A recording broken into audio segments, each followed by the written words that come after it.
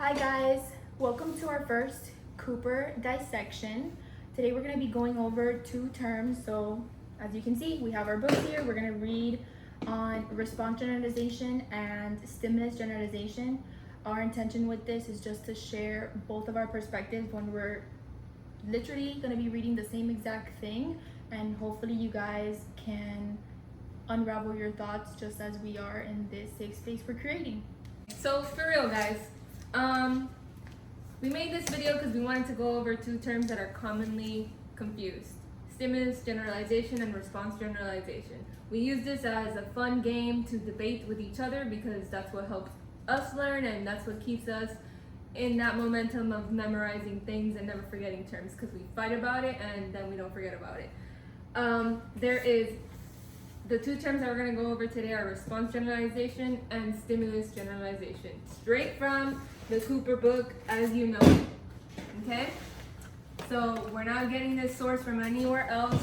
We're dissecting straight from the book, and we're going to tell you our thoughts, our beliefs, the most important notes that maybe you could be taking from this book and considering during your studies. Okay, we're going to go right in to response generalization.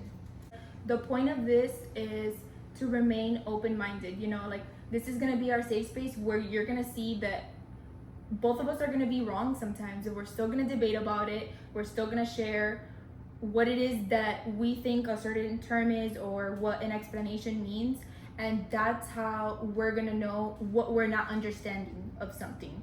So again, safe space to be wrong. The point is to learn and to be able to listen to other people's perspective, even if you feel that you're right and they're wrong. The only thing that's going to prove us right or wrong is the information on here. What was your interpretation? So based off of my reading, the learner emits untrained responses that are functionally equivalent to the trained target behavior. So the key words here are the learner emits. So we're talking about the learner.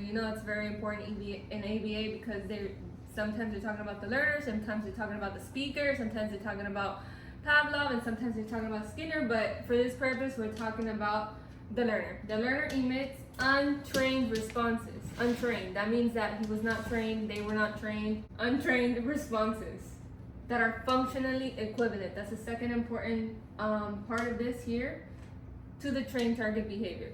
So,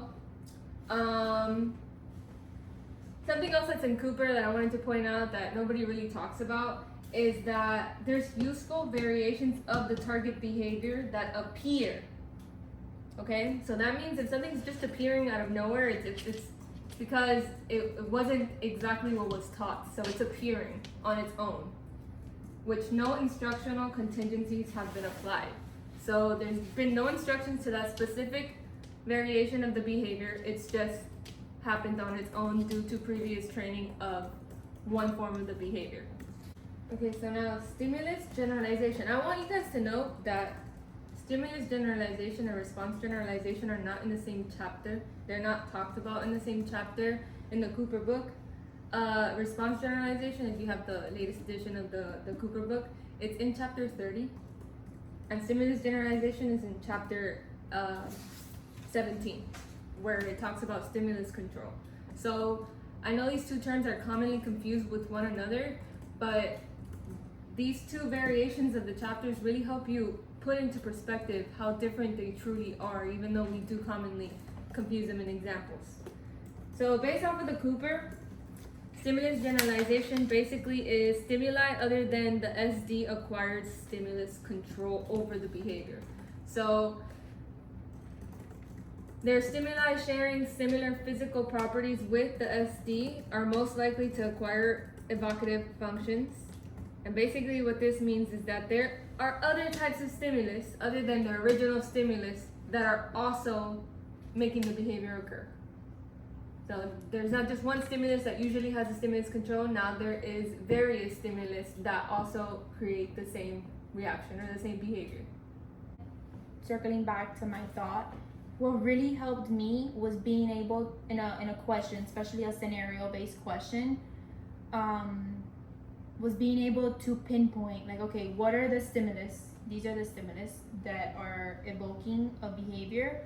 Or like, okay, is there a new environment? Like, I had to be able to dissect the question and understand if it's one behavior and multiple stimulus or one stimulus and multiple behaviors. We can read out loud the one in the middle. Lorraine was taught to remove weeds with a long weed removal tool. Although never taught or asked to do so, sometimes Lorraine removes weed with hand towel or with her bare hands. So here, this is response generalization, by the way. Here we taught her to do something with one thing, and she was never asked or taught to do this same behavior, but it looks different. I guess that's our key point. Pay attention to the topographic outline of the behavior. Yeah, so based off of my interpretation of the examples, that was one of the examples that I read, and the other examples are similar in their own way, but how I interpret them all is that they are doing a thing and there's different ways to do that thing. So I tried to not associate what we already know about stimuli and blah blah blah, but that at the end of the day the result is the same. They are doing a thing and there's different ways to do that same thing. If you want to mow the lawn, or if you're trying to get rid of weeds, whatever it is, you can do that in various different ways. You can buy a chemical that makes it go away. You can mow it with a lawnmower, or you can rip it out with your hands. But at the end of the day, they're just different ways to do the same thing. Okay, yeah.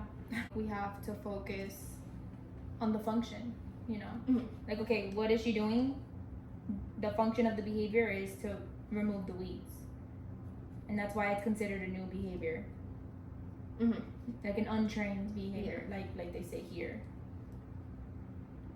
And then for the examples of stimulus generalization, it's always commonly used, that example with that the little girl learns how to say mommy, and then she calls aunties mommy as well. That's like, you know, when you overgeneralize. But the point of that type of example is that when you get to that point where, you know, the little kid is saying mommy and then calling her aunties mommy, I mean, that's a form of stimulus generalization, because you taught them that this thing is labeled as mommy, and now there's other women that look like mommy that are also referred to as mommy. But when we're teaching them, the point is that we're not giving them reinforcement when they call their aunties mommy, because those are not mommies, those are aunties. But only when they identify mommy as mommy in person, and then mommy as mommy in a picture, and then mommy as mommy in a video. We're still talking about the same person, but if you see the same person in different ways, in videos, in pictures, that you're still able to identify that that's mommy, but that your aunt is not your mommy. And that's why stimulus generalization is put under stimulus control chapter, because it directly has to do with discrimination and being able to tell the difference and having control over the stimulus and how you learn to do different things with that one stimulus. Okay. Even with that example, like, I couldn't help but think like how that could be response generalization, because the function is mommy, saying mommy. The point is that it has physical features that are similar. Okay, so that's Physical features that are similar. Okay. When the This behaviors is- don't have physical This is features. the importance of understanding the definition first. Fight with your friends. Yeah. It's 7:30 already. Mm-hmm. When we see stimulus, so in other words, like when we see stimulus generalization occurring, the reason why we want to teach to discriminate is like to show individuals the difference between different terms, or just different things in general. Like, they use here the example of they might have previously been reinforced as saying like oval, and circle is the same thing, but it's not. Mm-hmm. So then that's when we have to teach discrimination. Mm-hmm. Like, okay, this is an oval and this is a circle. Yeah, that's why stimulus generalization is something that happens. It's not what we're teaching. It's stimulus discrimination will be what we're teaching. Stimulus generalization and response generalization are things that happen. That's why a lot of times you get questions or scenarios or situations that it's like, what's happening here? It's not asking you about the teaching. The teaching would be something else. Like if it's stimulus discrimination, it's what we're teaching. Stimulus generalization is what? what's happening. That's why you always pair that common example of mommy or the little girl that says daddy, because this is a result. You don't usually see it like, oh, I'm using stimulus generalization to teach this. That's not what you're doing. You're not using that to teach. You're taking that into consideration that's what's going on, what's happening, what's the result from your teaching of whatever different methods you're doing. Yeah, so what should we look for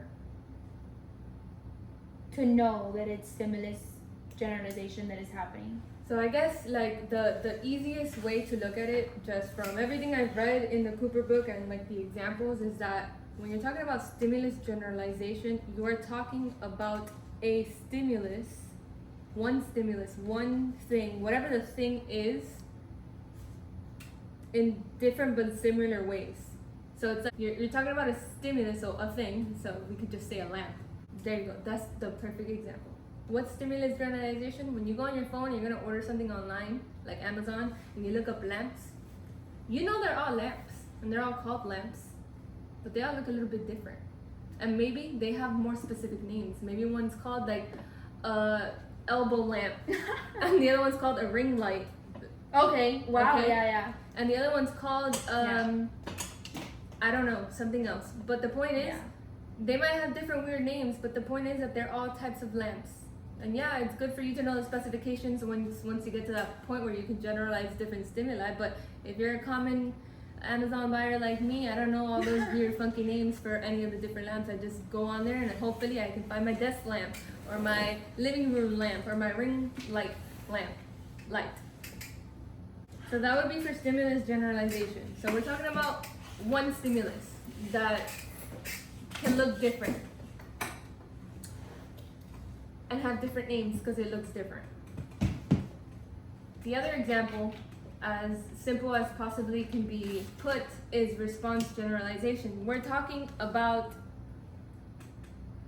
the end result is the same, but we can get to that end result doing various different things. So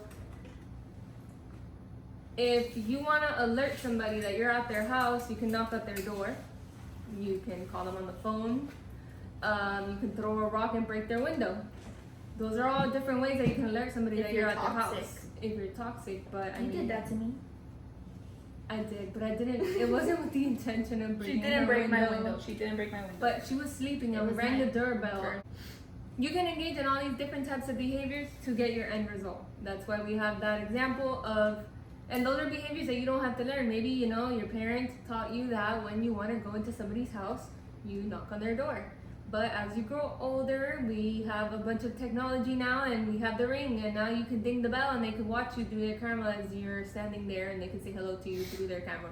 Or you can throw a rock. I mean, we can take it back in time too. I mean, it's really all about preference, but at the end of the day, you get the function. They're gonna open the door and you're gonna go inside. That's it. That's the difference between response and stimulus generalization. I thought this would be longer. I guess this is, excuse me. This is our first episode, so we'll get better, we promise. Our intention is there, and it's to provide value for you guys. Short and sweet and right to the point, so Thank you for going down the rabbit hole with us. yeah.